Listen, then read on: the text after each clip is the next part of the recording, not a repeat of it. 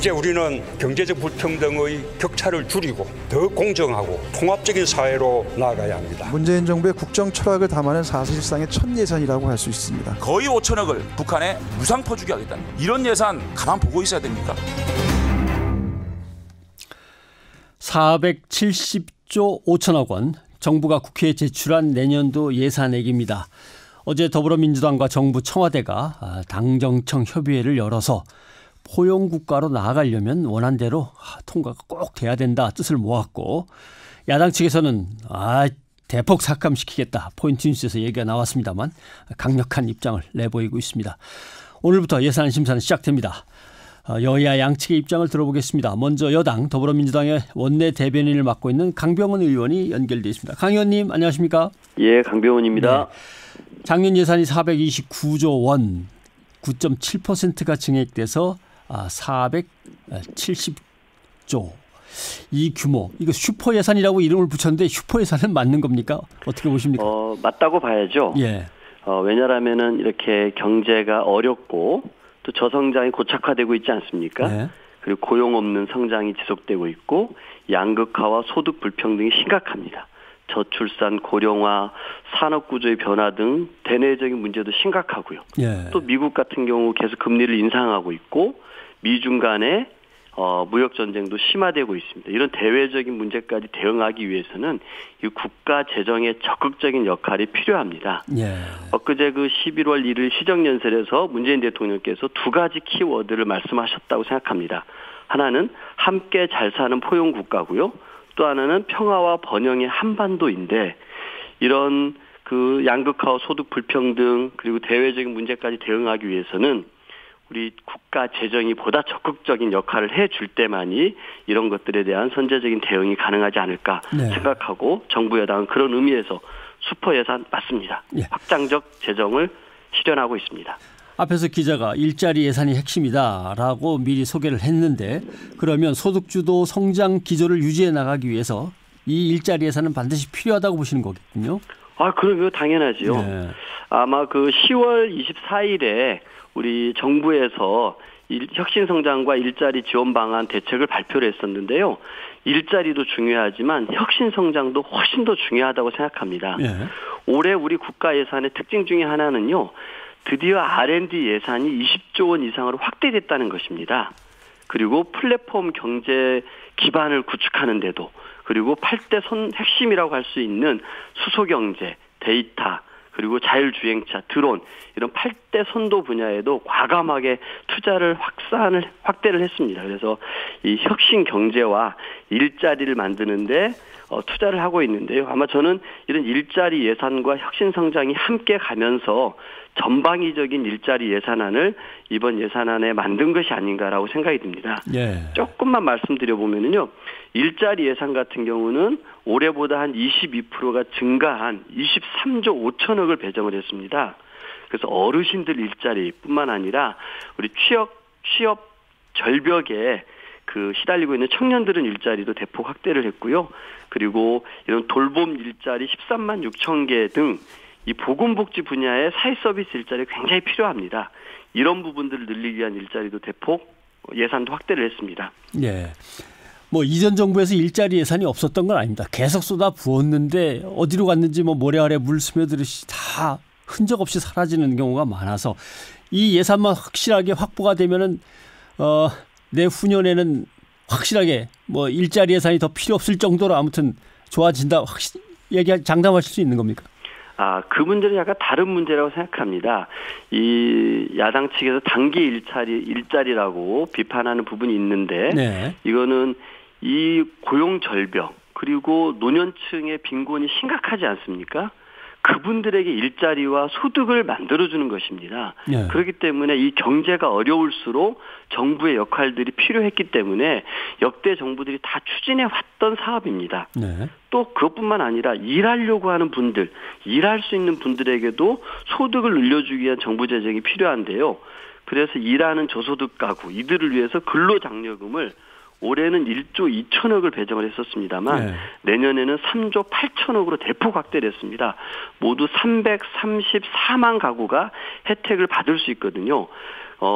그 소득이 없어서 고생하시는 분들에게는 단기 일자리를 만들어서 그분들의 일자리와 소득을 보전해주고, 일은 하지만 그 수입이 적은 분들에게는 근로장려금을 대폭 확대를 해주고, 또 새롭게 새로운 분야 혁신에 동전하려고 하는 분들에게는 혁신 성장에 지원을 해줘서 이렇게 소득이 낮은 분들, 없는 분들, 그리고 새로운 사업에 진출하는 기업들, 이 전방위적인 예산을 확보했다고 보시면 되겠습니다. 네, 결국 세금을 더 짜내 가지고 사람들한테 일단 나눠주면서 그거 가지고 어떻게든 소득주도 성장해 보려고 하는 거 아니냐, 장하성 예산이다, 이런 비난이 지금 야권에서 나오고 있습니다.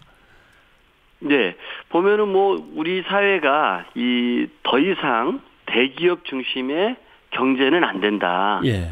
우리 그 소득의 양극화와 불평등이 심각한 문제가 돼서 우리 대한민국의 공동체라든지 이런 문제들의 심각한 위협이 되고 있는 거 누구나 다 알고 있는 것 아니겠습니까? 이제는 이 소득을 늘려서 그분들이 더 소비를 증가하고 이것이 투자로 선순환되는 구조를 만들자라고 오랫동안 해왔습니다. 저는 이제 일하고 있는 분들의 일자리와 소득이 점점점 늘어나고 있는 것은 지표로 보여지고 있습니다. 하지만 일자리가 없는 분들은 좀 힘들어지는 면도 부정적인 지표가 나타나고 있지 않습니까? 네. 그분들을 위해서 재정이 할 수 있는 일은 충분히 해야지요.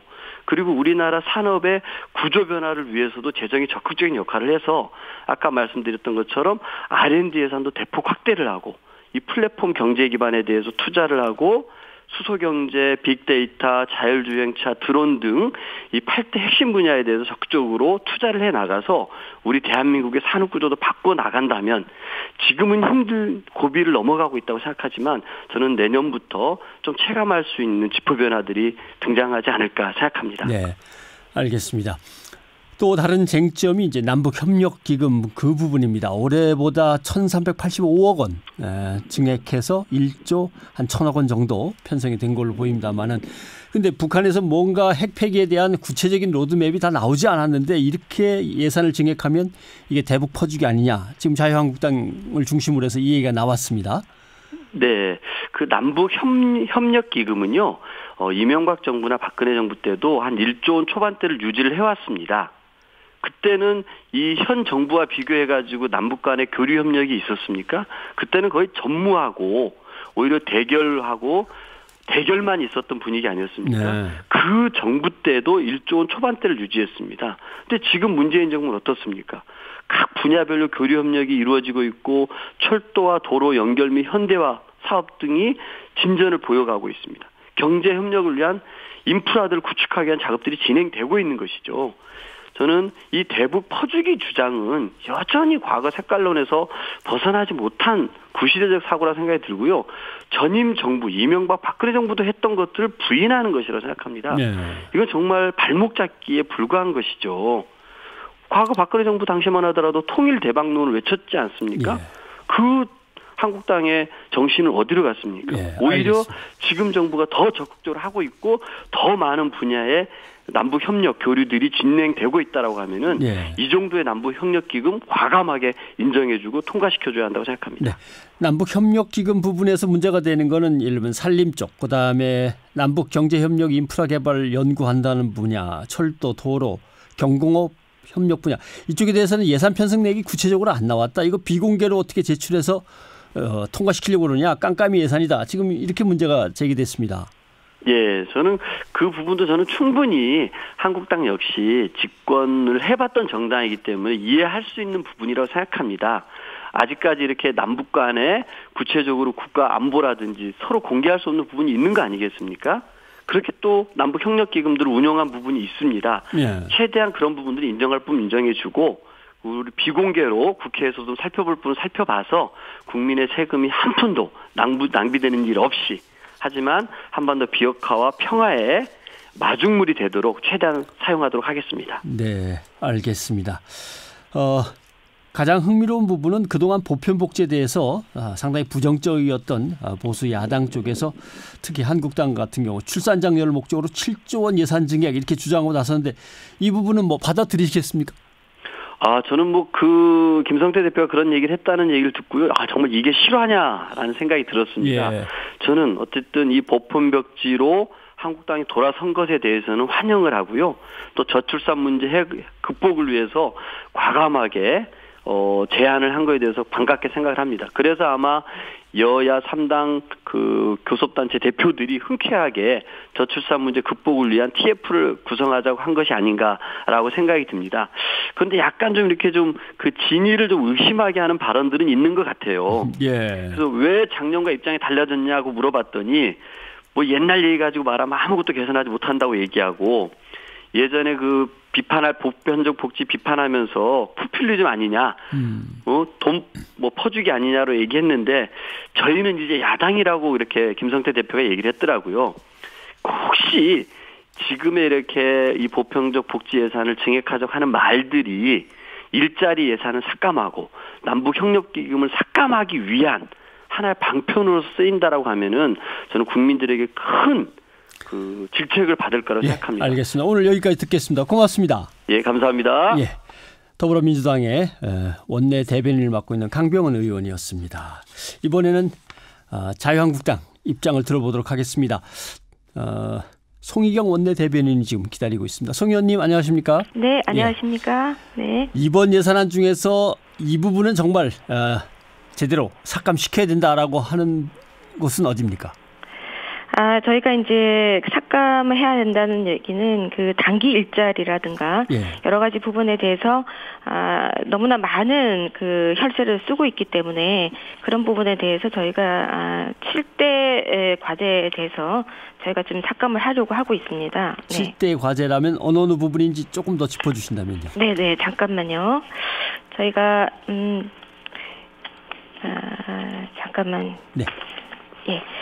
먼저 그 7대 분야의 20개 증액 사업을 저희가 선정을 했고요. 그 부분은 이제 증액을 할 부분이고요. 예. 일단 세금 중독에 대한 예산에 대해서 저희가 집중적으로 좀 손질할 예정입니다. 예를 들면 일자리 예산 23조 5천억, 그리고 이제 단기 알바라고 이제 얘기하고 있죠. 가짜 일자리 8조 원. 예. 그리고 이제 소득주도 성장 특별위원회에 관련되는 그런 중독 예산 부분이죠. 그리고 이제 정권에 대한 홍보형이라든가 전시 홍보성 예산, 또 우리가 국민들의 동의나 또 확인 없는 핵 폐기가 지금 진행되고 있는지 알 수 없는 그런 부분에 대한 북한에 대한 여러 가지 경험이나 그런 부분에 대한 퍼주기 예산이라든가, 또 지난해 삭감된 예산 부분에 대해서 다시 증액한 국회에 관련된 예산들이 있습니다. 네. 그리고 이제 부처 요구액이 있는데 기재부 입장에서 국민 세금을 너무나 퍼주는 것 아닌가 하는 그런 예산들인데요. 좀 요약해서 말씀드리면 저는 이렇게 생각합니다. 기업이 없이 고용이 없고 또 경제 동력이 없이는 세금이 없다 이렇게 되는데, 지금 우리나라는 그 프라핏 센터와 코스트 센터로 나눈다 그러면 돈을 벌어오는 기업에 대한 프라핏 센터는 계속 줄어들고 있고 세금으로만 들어가는 코스트 부분만 계속해서 늘어가는 그런 비정형적인 기형학적인 그런 세금을 지금 예산을 잡고 있기 때문에 이런 부분에 대한 손질이 과감히 필요하다 이렇게 생각하고 있습니다. 경제 성장 동력을 살리는 데 제대로 쓰이는 게 아니라 뭔가 포퓰리즘 같다는 말씀을 하시는 것 같습니다. 네, 그렇습니다. 예, 네네. 알겠습니다. 정부 여당은 소득주도 성장 정책을 이제 처음 제대로 해보는 예산인데 첫 예산부터 이렇게 막아서지 말고 일단 힘을 한번 실어달라. 나중에 평가하면 될 거 아니냐 그 얘기입니다. 네, 방금 강병원 대변인께서 R&D도 늘렸다 이렇게 말씀하셨지만 사실 그 R&D 예산이 늘어난 거를 보면 진정한 연구 예산은 줄었고요. 또 규제가 지금 너무 많기 때문에 혁신 성장을 할 수 있는 예산은 오히려 줄어들었습니다. 그리고 행정적인 연구 간접비가 늘어났다는 거는 인건비가 늘어났다는 거고요. 그래서 지금 그 여당에서 한번 예산에 힘을 실어준 후에 결과를 평가하는 것이 맞지 않는가, 이건 너무나 아니한 생각입니다. 왜냐하면 이미 우리는 경기 침체를 현실화돼서 체감을 하고 있고요. 어느 정도의 적극적인 재정은 필요하지만 이게 이제 그 지원금이나 보조금이나 말하자면 세금 중독성인 그런 그 이전 소득으로 쓰인다면 그거는 이제 환자들에게 뭐 설탕물을 주는 거하고 똑같은 거겠죠. 그래서 경제 회복에는 별 효과가 없다. 그리고 경제는 타이밍인데 지금 현재 실업자가 100만 명이 넘어서고 있는 이 상황에서는 오히려 창업 지원이라든가 또 양질의 일자리를 위한다든가 또 혁신 성장을 위한 기반 사업이라든가 이런 데 건실하게 투자를 해야만 되는데 지금 여당에서는 고용 세습이다, 권력 유창형, 채용 비리다 명백하게 특권을 지금 자행하고 있는데 또 다시 이렇게 많은 세금을 그런 단기적인 일시적인 그런 일자리에 퍼붓는 세금으로서 쓰여진다 그런다면 저희는 결코 좌시할 수 없다 이런 생각이 듭니다. 알겠습니다. 세금 중독, 가짜 일자리 이렇게 해서 구호도 나왔습니다. 네. 대북 예산을 보면 네. 극적으로 한반도에 새로운 변화가 오면서 첫 번째 예산 편성인데 이 정도는 남북 협력 예산이 늘어나야 되는 거 아닌가 의견도 많습니다만 여기에서 안 된다는 거죠 지금? 이제 우리가 북한과의 통일, 남북한의 통일은 모든 국민이 바라는 일입니다. 그리고 그렇게 해왔고요. 그런데 이제 헌법과 법률이라는 그런 또 국제 공조 그리고 국민 동의라는 그런 남북 관계를 발전시키려고 하는 정당한 요구가 있습니다. 그런데 그런 절차와 단계를 무시하고 마치 이제 비포장 도로를 과속으로 달려가는 것처럼 그렇게 이제 급진적으로 하는 것에 대한 국민들의 의구심이 있는 것이죠. 또 이제 요즘 잘 아시겠지만 냉면이 목구멍으로 넘어가느냐, 또 배 나온 사람에게 예산을 맡기면 되느냐, 굉장히 모욕적인 말 아니겠습니까? 이런 말을 듣고도 우리가 이런 비핵에 대한 핵폐기에 대한 확인도 절차도 없는 상황에서 그런 어떤 퍼주기식 아니냐라는 국민에 대한 의구심, 그 의구심에 대해서는 저희 야당은 자유한국당은 국민을 대변해서 반드시 그 부분에 대해서는 삭감이 필요하다. 특히 조금 말씀드리면 그 사업비가 총 1조 1,000억 정도 돼요. 네. 남북협력기금이. 그중에서 이제 경협을 기반으로 하는 예산 4,300억 그리고 민생 협력을 지원한다는 2,200억 정도, 이 6,500억에 대해서는 순삭감을 저희는 요구하고 있고 관철해 나가려고 하고 있습니다. 네, 알겠습니다. 조금 전에 잠깐 얘기가 나왔습니다만은 갑자기 이제 보편복지에 대해서 관심을 확 보이시면서 한국당이 출산 장려를 목적으로 7조 원 예산 증액을 이제 주장했는데 하니까 이제 여당에서는 환영입니다라고 하시는데 돈 준다고 애 낳느냐라고 하는 비판은 계속됐던 건데 이런 얘기를 꺼내셨어요. 예. 우리 그 출산율이요. 한 명당 0.9명입니다. 그러니까 OECD 국가 중에는 최하위이거든요. 예산이라는 거는 좀 제대로 쓰여져야 되고 또 특히나 자원이 없는 대한민국에서는 인력이 자원인데 지금 저출산에 대해서는 이렇게 저렇게 시간을 끌 시간이 없습니다. 골든타임이 이미 무너졌기 때문에요. 그래서 저희는 보편적 복지를 전체적으로 저희가 입안을 해서 간다는 그런 방향이 아니라 굉장히 많이 고민을 했습니다. 많은 고민 끝에 우리 자유한국당이 정말로 최우선적으로 예산을 써야 할 곳이 있다면 그것은 저출산 문제를 개선하는 데에 지속적으로 써야 되겠다라고 해서 이번에 저희가 아동수당 100% 지급이라든가 여러 가지 저출산 극복을 위한 예산에 저희가 올인하겠다 이런 말씀을 드린 것이고요. 아까 말씀드린 것처럼 그냥 세금 중독성으로 퍼주기식 그냥 단기 일자리라든가 복지를 너무나 그냥 확대한다든가 이런 부분에 대해서는 저희가 분명히 예산은 현미경처럼 들여다볼 것입니다. 알겠습니다. 지금 이대로 가면 예산안 심사 과정이 상당히 좀 난항일 듯한 예상도 되고 그동안 이제 문제를 제기할 수밖에 없는 거는 예산안이라고 하면 국회 대 정부의 싸움이어야 되는데 어떻게 여야 싸움으로 맨날 이렇게 가냐 하는 문제가 있고 상임위원회별로 1년은 들여다봐야 되는데 꼼꼼하게 그래야 새 예산을 얘기할 수 있는데 갑자기 이거 제대로 될까 하는 걱정도 있는데 이렇게 싸운다면 막판에 또 괜히 졸속 처리되는 거 아니냐 이런 걱정도 있습니다. 네, 그렇습니다. 우선 저희 자유한국당에서는 아까 말씀드리자 말았는데요. 7대 분야 20개 증액 사업에 대해서는 어쨌든 그 여당의 협치를 이끌어내서 반드시 통과하도록 그렇게 할 겁니다. 그러니까 저출산이라든가 또 대학 비진학하고 있는 청년들을 위한 거라든가 또 국가 유공자 예우 예산이라든가 또 지방에 일하시는 공동체 복원에 헌신하는 분이라든가 어르신 취약계층 이런 부분들에 대해서는 저희가 할 텐데 지금 말씀하신 것처럼 졸속은 없다. 오늘 거기까지 듣는 걸로 하겠습니다. 성희경 대변인이었습니다.